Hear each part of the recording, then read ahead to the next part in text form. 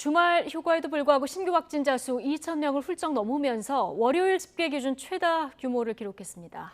지난 추석 연휴 여파는 이번 주 중반부터 반영될 것으로 전망되는데요. 백순영 가톨릭대의대 명예교수와 함께 자세하게 짚어보겠습니다. 안녕하십니까? 어서 오십시오. 예, 화요일까지는 보통 주말 휴가가 반영이 돼서 숫자가 좀 주는데 어제 월요일 확진자 수가 2,000명을 훌쩍 넘기는 이런 수치가 또 나왔습니다. 내일이 수요일이잖아요. 큰 폭으로 또 늘지 않을까 이런 우려도 되는데 어떻게 보고 계십니까?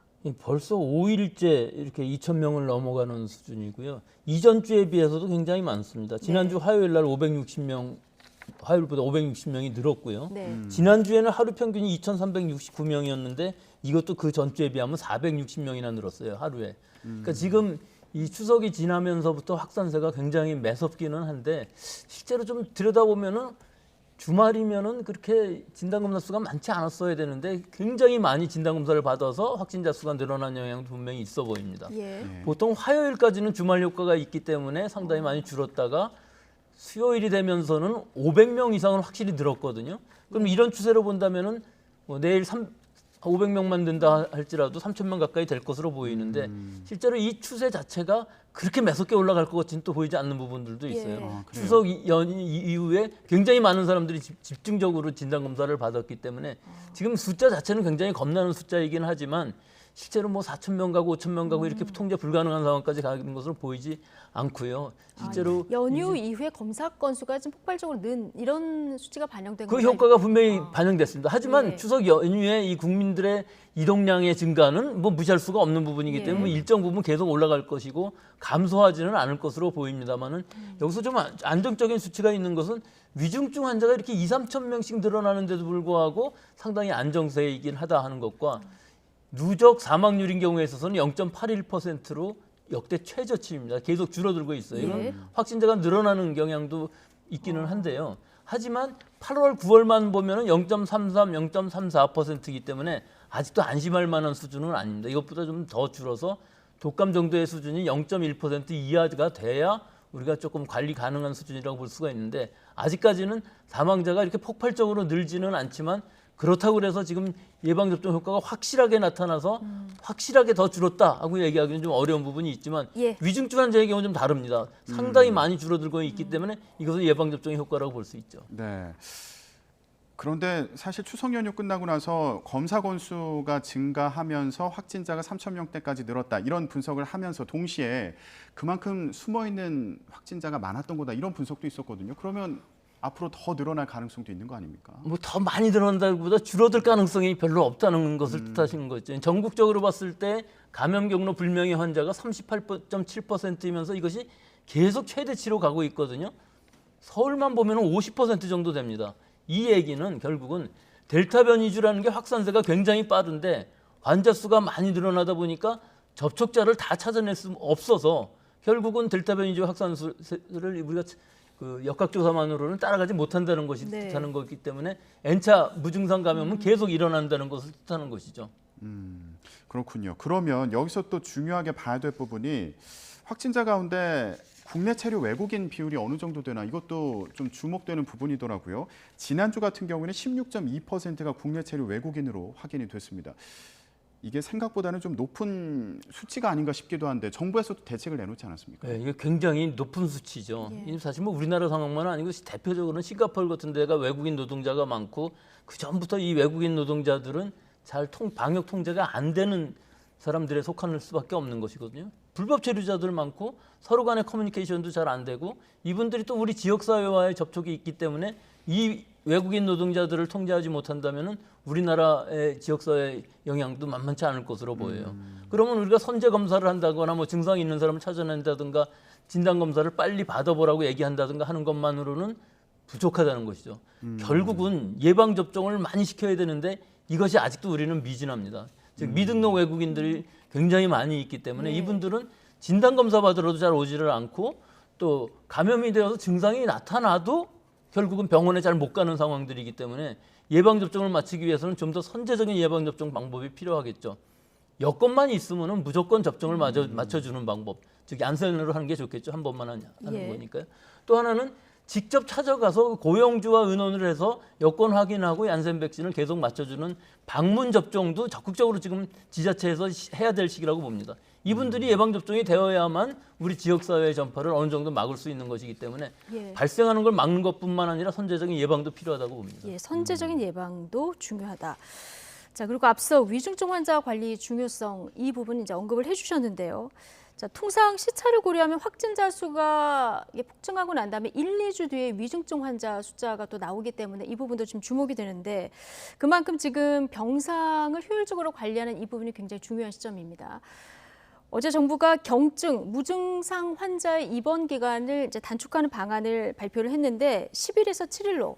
그런데 이게 돌이켜 보면은 그 전에 14일에서 10일로 줄었다 다시 7일로 주는 거거든요. 괜찮습니까?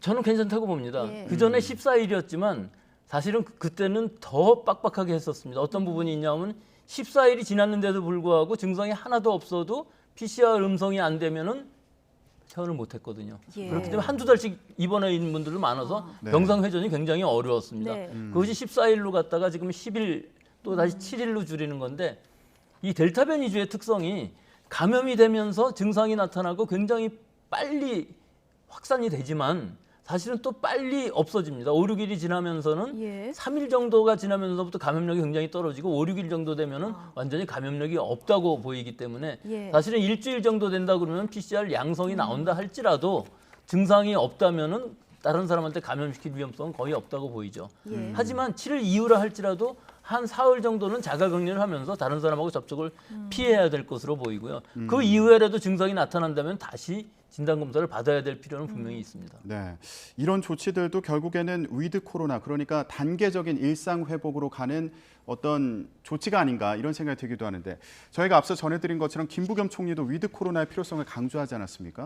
그런데 오늘 권덕철 보건복지부 장관의 얘기를 들어보면 다음 달 말까지 성인의 80% 그리고 고령층의 90%까지 백신 접종을 완료하겠다 이렇게 재확인을 했거든요. 그러면서 강조한 부분이 이 단계적 일상 회복으로의 방역 체계 전환 시점을 10월 말에서 11월 초로 제시를 했습니다.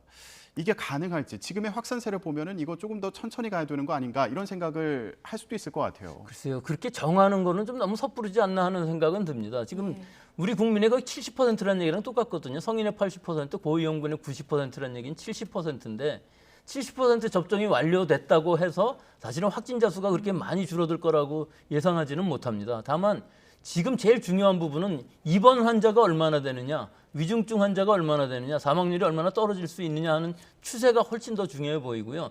70%가 되었을 때 그 추세가 확실히 떨어진다면 시작해도 상관이 없겠습니다만 예. 사실은 11월 말에 80%까지 간다 할지라도 우리가 과연 통제가 가능한, 관리 가능한 질병이 될 수가 있느냐 하는 부분은 아직은 예단하기는 이른 부분이 있거든요.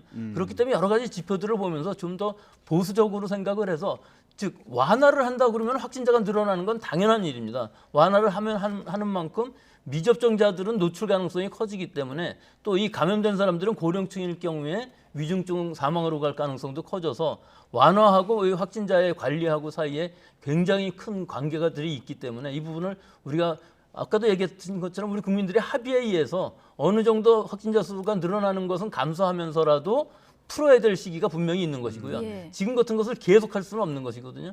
이제 당장 다음 주부터 시작할, 즉 4일부터 시작할 단계 격상이라든지 또는 완화라든지 이런 부분에 있어서도 지금 상황으로 봐서는 뭐 완화시키기는 분명히 어렵습니다만은 여러 가지 상황으로 봤을 때 지금 현 상태를 유지하는 것만 해도 상당히 중요하다고 볼 수가 있습니다. 예. 결국은 뭐 백신 접종 속도를 얼마나 높이느냐 이게 관건이 될 것 같은데요. 어제 정부가 4분기 접종 계획 발표하면서 관심을 모았던 12에서 17세 소아청소년 접종 계획도 발표를 했습니다. 일단 자율 접종이 원칙이고 그리고 기저질환이 있는 경우에는 적극적으로 권고하기로 한 이 부분이 있었고요. 그리고 지금 이 소아청소년 같은 경우는 해외에서도 이 기준이 다 다른 이런 상황이고요. 우리 전문가들 사이에서도 의견이 다 다른데 일단 우리나라는 성인과 똑같은 용량으로 1, 2차 다 맞기로 했거든요. 교수님 의견은 어떠십니까? 그래서 저는 이 부분은 좀 우려되는 부분이 분명히 예. 있는데요. 12세부터 17세까지 3주 간격으로 파이자 백신을 맞추는데 277만 명 정도 됩니다. 네. 근데 이 학생들 사이에 청소년이죠. 이 학생들은 사실은 12세라면 체구도 상당히 작고요.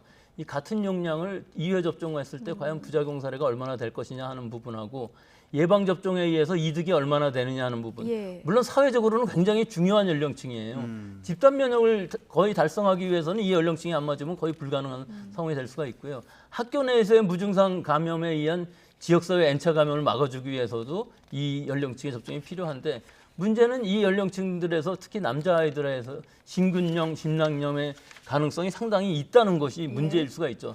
물론 조기 진단하고 조기 치료만 가능하다면은 충분히 관리 가능할 수는 있는데 우리 지금 8월 달까지 고3 학생들을 마쳤거든요. 16세부터 18세까지가 접종을 받았는데 약 80만 명, 86만 명 정도라고 합니다. 그중에서 약 15명 정도가 감염이 되었는데 이때 남자아이가 13명, 여자가 2명 정도라고 그러니까 우리가 생각한 것보다는 상당히 많은 수가 감염이 되었고 그중에 10명이 경증이고 5명이 중증이라고 합니다. 그러니까 실제로 감염되어서 생기는 이 위중증보다도 이 환자의 수가 더 클 수도 있어요. 지금 상황으로. 그런데 그것은 16세부터 18세고 대부분 고3 학생이기 때문에 18세라 그렇지 12세부터 15세까지 하면은 좀 더 클 수가 있습니다. 위험성이. 그렇기 때문에 지금 상황에서 보면 우리 그 학부모들이나 본인이 동의를 하고 그런 위험성들을 충분히 다 잘 숙지를 하고서 대비를 하면서 맞으면 큰 문제도 없이 여러 가지 예방 효과도 얻을 수 있겠습니다만은 이 부작용 사례에 대해서는 좀 더 면밀한 관찰과 또 방역 당국에서 조치가 굉장히 많이 필요한 것이 우리가 실제 어떤 증상이 나타났을 때 심각한 증상이 거의 아니거든요. 처음에는 뭐 가슴이 좀 통증이 있다든가 호흡이 약간 가빠진다든가 뭐 두근 걸린다든가 이런 정도의 증상을 가지고서 병원에 가서 진단을 받고 또 그 진단이 위험하면은 좀 더 큰 병원으로 가서 좀 더 정확한 진단을 받아야 되는 이 시스템이 아직까지 다 마련되어 있지 않은 것 같아서 특히 이 어린아이들 사이에 있어서는 이런 대처가 더 중요할 것으로 보입니다. 아, 그렇군요. 소아청소년도 그런데 임신부 같은 경우에도 이제 접종하기로 하지 않았습니까? 우려되는 점은 없을까요? 임신부의 경우에 있어서는 사실은 전 세계적으로 봤을 때 미국이나 이스라엘 뭐 여러 나라들에서 집중적으로 대단위로 접종을 했죠. 그 결과를 보면은 부작용 사례는 뭐 가임기 여성들이랑 큰 차이가 없는 반면에 이득은 훨씬 크다 이렇게 되어 있기 때문에 예방 접종을 맞는 것이 이득이 분명히 큰데 여기서 이제 주의해야 될 부분들은 이제 고령자들, 뭐 고령이라고 해서 우리는 보통 35세 이상의 임신부들, 또 기저질환이 있으신 분들, 또 임신 초기 12주 이내의 임신부들인 경우에 있어서는 맞는 것은 권고하지만 사실은 산부인과 전문의와 상담을 하시고 태아도 다 진짜라고 산모의 상태도 잘 보고서 접종을 받는 것을 지금 권고하고 있습니다. 예. 자, 화이자, 모더나 백신 접종 간격 10월 둘째 주부터 2차 맞는 분들 이제 조정이 되고요. 이거 보니까 자동으로 그 앱에 내가 맞는 날짜가 조정돼서 뜨는데 혹시 이제 문자가 누락될 수 있으니까 이건 미리 한 번씩 확인해 보시는 것이 헛걸음 안 하는 이제 방법일 것 같고요. 이 정보 차원에서 전해드리고요. 마지막으로 한 가지만 좀 여쭤보겠습니다. 최근에 눈에 띄는 연구 결과가 있어서요. 미국에서 반창고를 피부에 붙이는 것처럼 패치 형식의 백신 접종법이 개발됐다고 하는데요. 이거 장점이 뭡니까? 이 장점이 일단 주사를 안 맞아도 된다는 것이 장점이고 이 전달이 굉장히 잘 된다는 부분이죠. 실제로 우리 피부 안에 들어가서 우리 세포에 이 항체가 생기면 되는 것이거든요. 즉 이 백신이 물질이 전달만 잘 되면 되는 것이기 때문에 이런 부분들은 예전부터 이 전달 체계에 있어서는 많은 연구가 되어 왔었는데 지금 현재의 백신에서는 이 상황은 이 코로나에서는 상용화되고 있지는 않죠. 하지만 앞으로도 이 부분은 잠깐 붙이는 것으로 해갖고 뭐 몇 시간 붙이고 있는다든지 하면서 전달하는 방식으로서는 굉장히 좋은 방법이 될 수가 있고 사실은 제일 좋은 것은 먹는 백신을 만드는 게 더 제일 좋지만 이 부분은 아직은 이건 호흡기지금 바이러스이고 좀 여러 가지 다른 부분에 있어서 생백신이 어려워서 못 만들고 있습니다만 사실은 모든 백신들을 먹는 백신으로 개발할 수 있다 그러면 패치보다도 더 간단히 백시네이션을 할 수 있는 중간 단계 정도로 보면 되겠군요. 이게 중간 단계 정도 될 수 있고요. 제일 간단한 건 바나나 한 개 정도 먹으면 바로 백시네이션이 될 수 있는 기술적인 가능성은 충분히 있거든요. 그게 앞으로의 얘기고 지금으로서는 패치 정도는 뭐 간단히 응용할 수 있는 상용화되어 있고 할 수 있는 방법이라고 봅니다. 알겠습니다. 그런 날이 빨리 왔으면 좋겠네요. 자, 백순영 가톨릭대 의대 명예교수와 얘기는 여기까지 나눠보겠습니다. 고맙습니다.